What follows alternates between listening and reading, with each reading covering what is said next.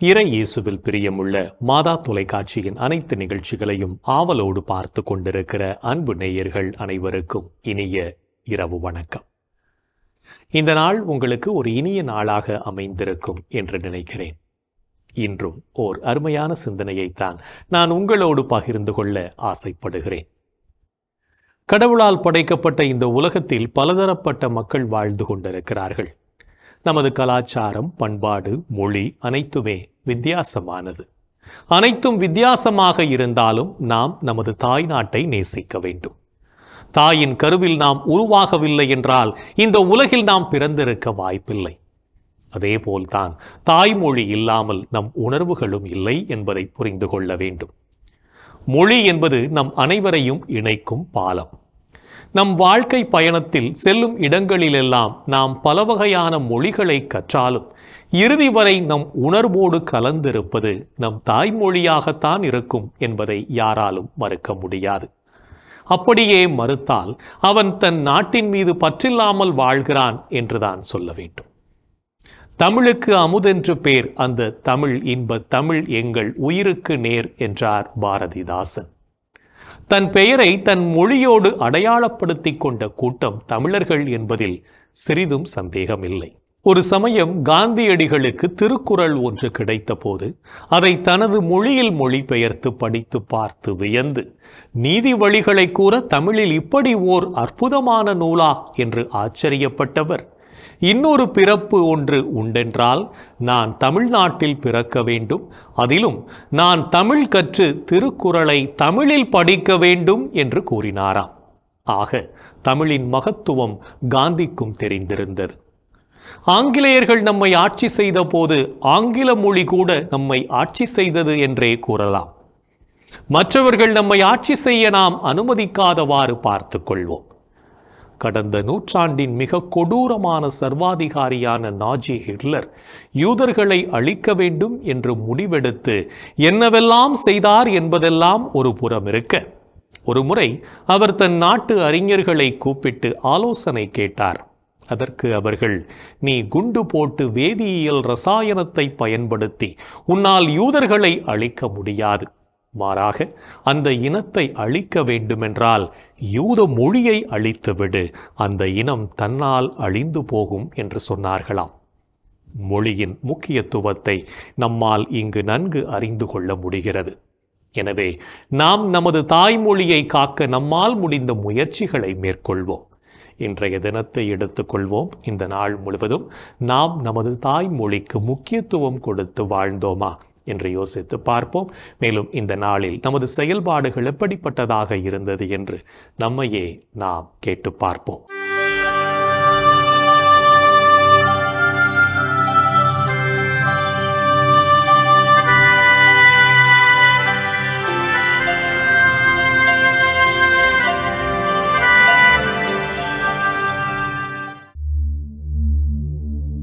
இன்று நீங்கள் பெற்றுக்கொண்ட நன்மைகளுக்கு கடவுளுக்கு நன்றி கூறினீர்களா? தந்தையாம் கடவுளுக்கு நன்றி செலுத்துங்கள். அவர் இறை மக்களுக்கான ஒளிமயமான உரிமை பேற்றில் பங்கு பெற உங்களை தகுதியுள்ளவர்களாக்கியுள்ளார். இன்று நீங்கள் ஆண்டவருக்கு ஏற்புடைய செயல்களை செய்தீர்களா? நீங்கள் அனைத்திலும் ஆண்டவருக்கு உகந்தவற்றை செய்து அவருக்கு ஏற்புடையவர்களாய் நடந்து கொள்ள வேண்டும். இன்று நீங்கள் உங்கள் அருகில் உள்ளோரின் தேவைகளுக்காக இறைவனிடம் பரிந்து பேசினீர்களா? அனைவருக்காகவும் மன்றாடுங்கள், இறைவனிடம் வேண்டுங்கள், பரிந்து பேசுங்கள், நன்றி செலுத்துங்கள். இன்று நீங்கள் உங்களுக்கு ஏற்பட்ட பிரச்சனைகளுக்கு மற்றவரை குறை கூறினீர்களா?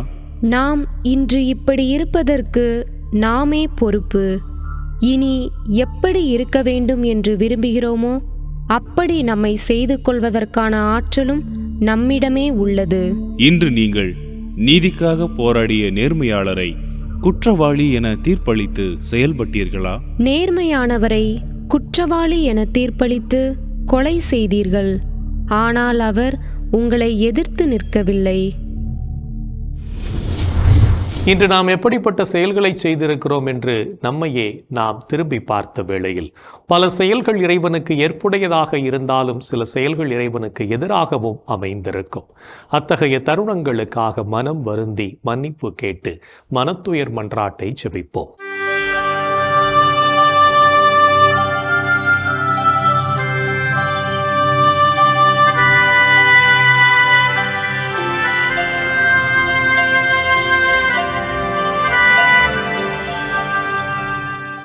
எல்லாம் வல்ல இறைவனிடமும் சகோதர சகோதரிகளே உங்களிடமும் நான் பாவி என ஏற்றுக்கொள்கிறேன். ஏனெனில் என் சிந்தனையாலும் சொல்லாலும் செயலாலும் கடமையில் தவறியதாலும் பாவங்கள் பல செய்தேன். என் பாவமே, என் பாவமே, என் பெரும் பாவமே. ஆகையால் எப்போதும் கன்னியான புனித மரியாவையும் வானதூதர் புனிதர் அனைவரையும் சகோதர சகோதரிகளே உங்களையும் நம் இறைவனாகிய ஆண்டவரிடம் எனக்காக வேண்டிக்கொள்ள மன்றாடுகிறேன். ஆமேன். மனத்துயர் மன்றாட்டை ஜெபித்ததன் வழியாக இறைவனிடமிருந்து மன்னிப்பை பெற்றிருப்போம் என்ற நம்பிக்கையோடு இறை வேண்டலில் இணைவோம்.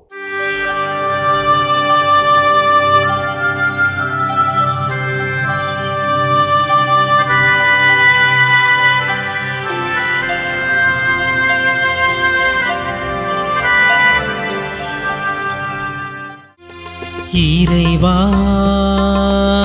இறைவா எமக்கு துணை புரிய வாரும். ஆண்டவரே எமக்கு துணை புரிய விரைந்து வாரும்.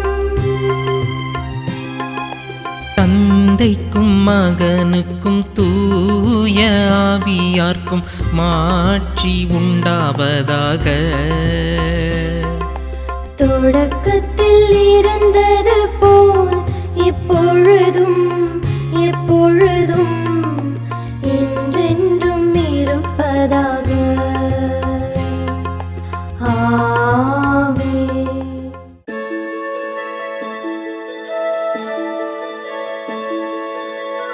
போயது பொழுது புகுந்தது இரவு, தூயனை உனது பொன்னடி தொழுது. நேயமையெல்லாம் ஏதமும் நீக்கி நீயமையாண்டு காத்தருளையா.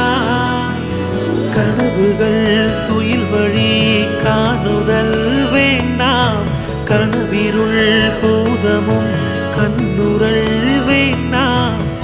சினமுறு பகைவர் முரணலாம் வெல்வார், ஈனமும் உடலில் அணுகிடாது அருள்வார். ஆதியம் தந்தாய் அருள் புரிவீரே, அமலன மகனே அருள் புரிவீரே. ஜோதியே உருவாம் தூய ஆவியாரே, தொழுதனம் உமதடி அருள் புரிவீரே. ஆமென் ஆமென் ஆமென்.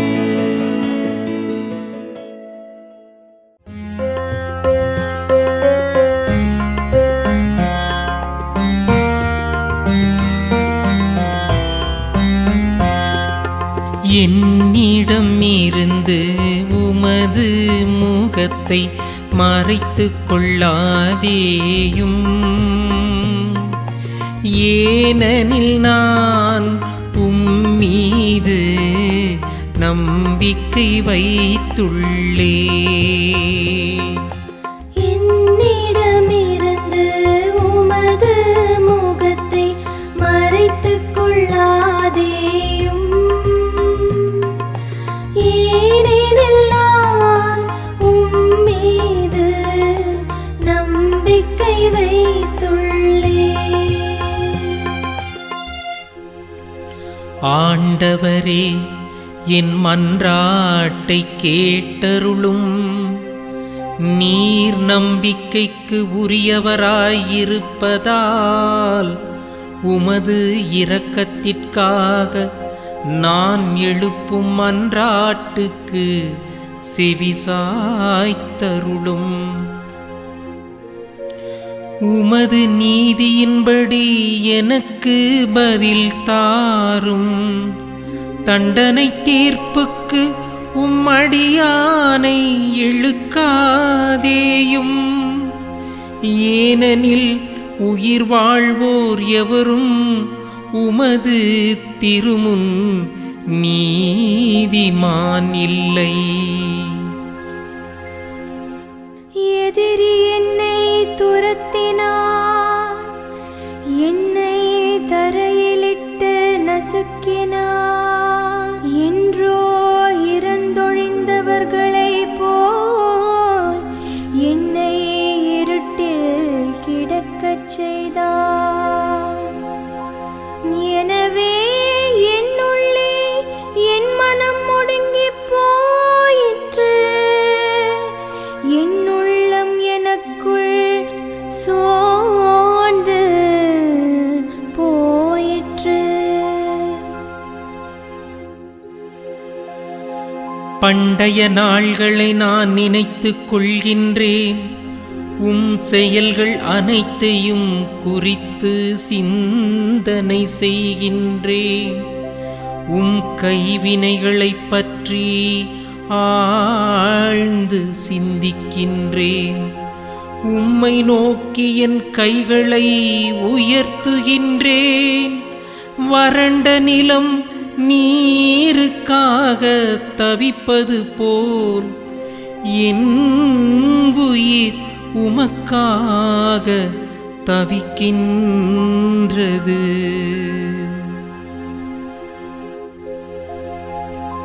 ஆண்டவரே, விரைவாக எனக்கு செவிசாய்த்தருளும். ஏனெனில் என் உள்ளம் உடைந்து விட்டது. என்னிடமிருந்து உம்முகத்தை மறைத்துக் கொள்ளாதேயும். இல்லையெனில் படுகொலி செல்வோருள் ஒருவராகிவிடுவே. உமது பேரன்பை வைகரையில் நான் கண்டடையச் செய்யும்.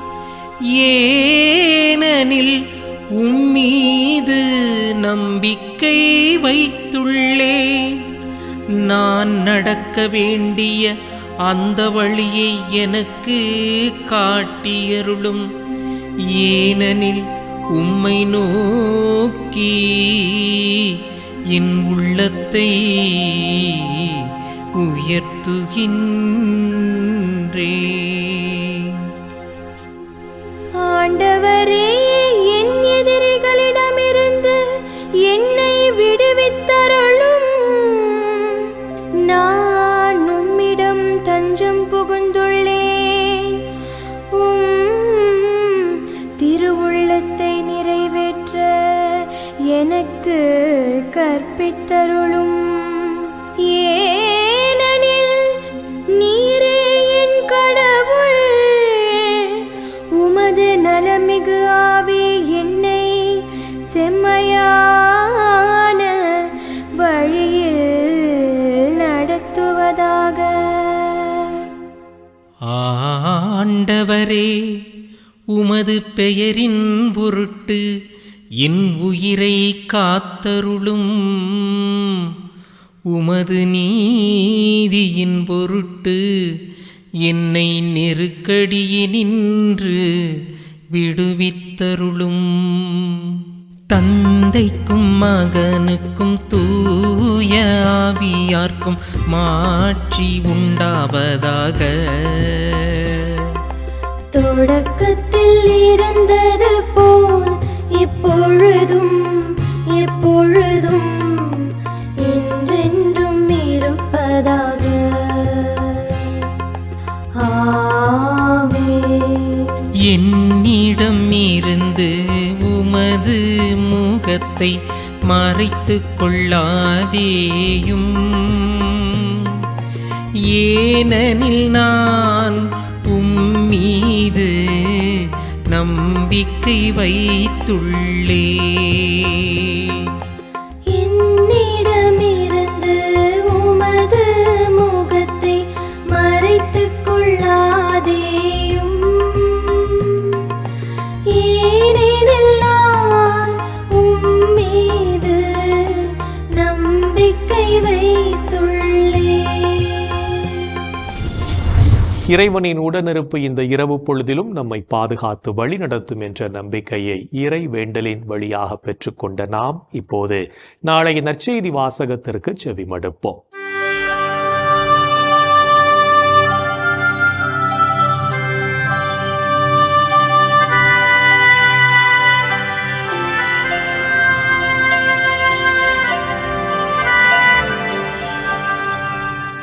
நாளைய திருப்பலி வாசகங்கள். முதல் வாசகம் இறைவாக்கினர் எரேமியா நூலிலிருந்து வாசகம்.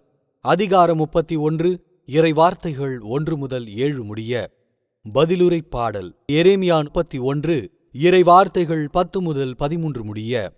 மத்தேயு எழுதிய தூய நற்செய்தியிலிருந்து வாசகம். அதிகாரம் 15, இறை வார்த்தைகள் 21 முதல் 28 முடிய.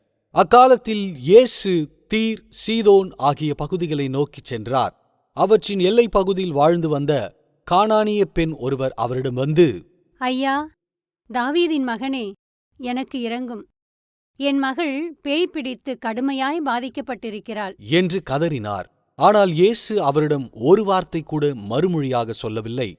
சீடர்கள் அவரை அணுகி, நமக்கு பின்னால் கத்திக் கொண்டு வருகிறாரே, இவரை அனுப்பிவிடும் என்று வேண்டினார்கள். அவரோ மறுமொழியாக, இஸ்ரேல் குலத்தாருள் காணாமற் போன ஆடுகளாய் இருப்போரிடமே நான் அனுப்பப்பட்டேன் என்றார். ஆனால் அப்பெண் அவர் முன் வந்து பணிந்து, ஐயா, எனக்கு உதவி புரியும் என்றார். அவர் மறுமொழியாக, பிள்ளைகளுக்குரிய உணவை எடுத்து நாய்க்குட்டிகளுக்கு போடுவது முறையன்று என்றார். அதற்கு அப்பெண், ஆமையா, ஆனாலும் தங்கள் உரிமையாளரின் மேசையிலிருந்து விழும் சிறு துண்டுகளை நாய்க்குட்டிகள் தின்னுமே என்றார். இயேசு மறுமொழியாக, அம்மா, உமது நம்பிக்கை பெரிது. நீர் விரும்பியவாறே உமக்கு நிகழட்டும் என்று அவரிடம் கூறினார். அந்நேரமே அவர் மகளின் பிணி நீங்கியது. ஆண்டவரின் அருள்வாக்கு. கிறிஸ்துவே உமக்கு புகழ். ஆண்டவரே, உம் கையில் என் உயிரை ஒப்படைக்கின்றே. ஆண்டவரே, உம் கையில் என் உயிரை ஒப்படைக்கின்றேன். உண்மையின் ஆண்டவராகிய கடவுளே, எம்மை மீட்டவர் நீரே. ஆண்டவரே, உம் கையில் என் உயிரை ஒப்படைக்கின்றேன். தந்தைக்கும் மகனுக்கும் தூய ஆவியார்க்கும் மாட்சி உண்டாவதாக. ஆண்டவரே, உம் கையில் என் உயிரை ஒப்படைக்கின்றேன்.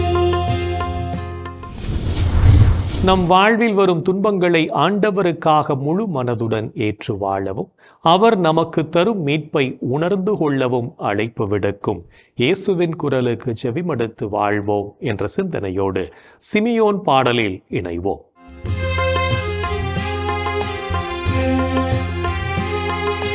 ஆண்டவரே, நாங்கள் விழித்திருக்கும் போது எங்களை காத்தருளும். நாங்கள் தூங்கும் போது எங்களை பாதுகாத்தருளும். இதனால் கிறிஸ்துவோடு விழித்திருந்து அவரோடு அமைதியில் இளைப்பாறுவோம். அவரோடு அமைதியில் இளைப்பாறுவோம். ஆண்டவரே, உமது சொற்படி உம் அடியான் என்னை இப்போது அமைதியுடன் போகச் செய்கிறேன். ஏனெனில் மக்கள் அனைவரும் காணுமாறு நீர் ஏற்பாடு செய்துள்ள உமது மீட்பை என் கண்கள் கண்டு கொண்டன. இம்மீட்பே பிற இனத்தாருக்கு வெளிப்பாடு அருளும் ஒளி. இதுவே உம் மக்களாகிய இஸ்ரவேலுக்கு பெருமை. தந்தைக்கும் மகனுக்கும் தூய ஆவியார்க்கும் மாட்சி உண்டாவதாக. தொடக்கத்தில் இருந்தது போல் இப்பொழுதும் எப்பொழுதும் என்றென்றும் இருப்பதாக. ஆமென். ஆண்டவரே, நாங்கள் விழித்திருக்கும் போது எங்களை காத்தருளும். நாங்கள் தூங்கும் போது எங்களை பாதுகாத்தருளும். இதனால் கிறிஸ்துவோடு விழித்திருந்து அவரோடு அமைதியில் இளைப்பாறுவோம். அவரோடு அமைதியில் இளைப்பாறுவோம். இறைவன் நம்மை ஒவ்வொரு நொடி பொழுதும் அற்புதமாய் வழிநடத்தி கொண்டிருப்பதை சிமியோன் பாடல் வழியாக உணர்ந்து ஜெபித்த நாம் இப்போது நாளைய திருவிழாவை பற்றி பார்க்கலாம்.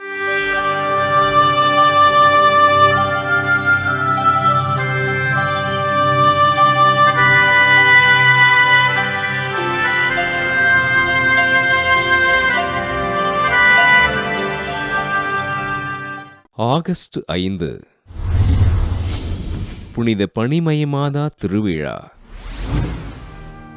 ரோமையில் வாழ்ந்த யோவான் என்னும் செல்வந்தர் குழந்தை வரத்திற்காக புனித மரியன்னையிடம் உருக்கமோடு ஜெபிக்க அன்னையின் பரிந்துரையினால் குழந்தை வரம் பெற்றார்.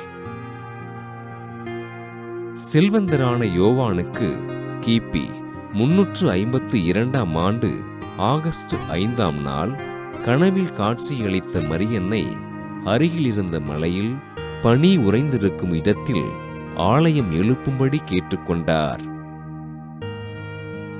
அன்னையின் வேண்டுகோளினை அன்றைய திருத்தந்தை லிபேரியுஸிடம் தெரிவித்த செல்வந்தர் யோவான் திருத்தந்தையின் அனுமதியோடு ஆலயம் கட்டி எழுப்ப அவ்வாலயம் லிபேரியன் ஆலயம் என்று அழைக்கப்பட்டது.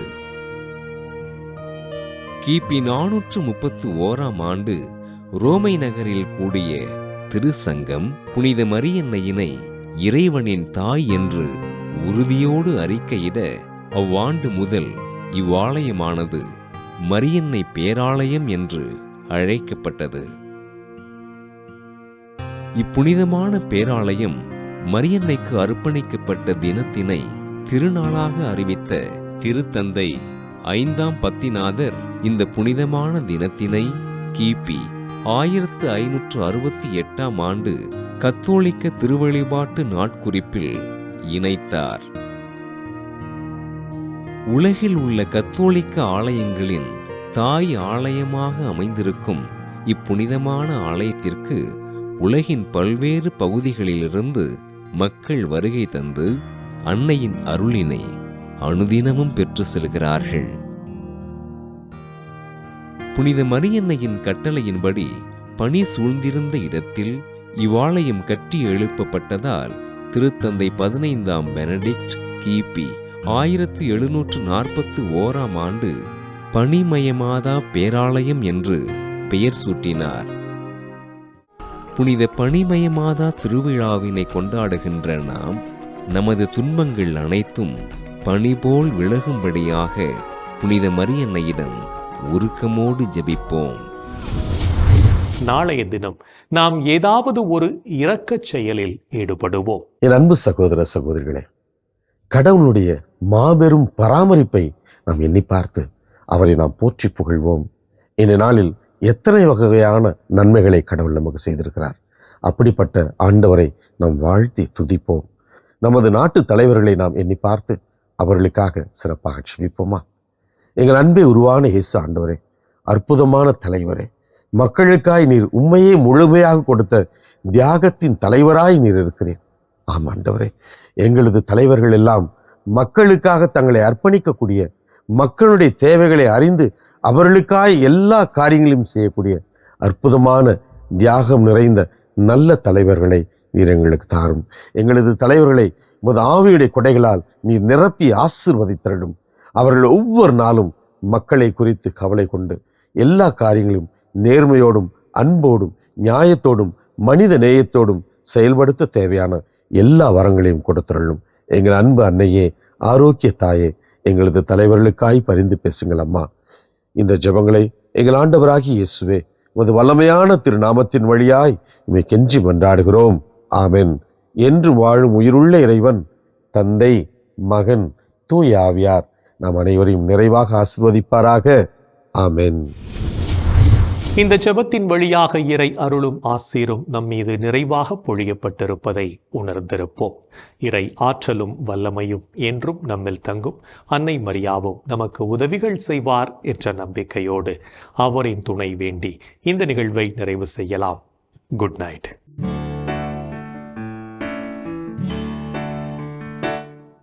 மன்னக மீட்பர்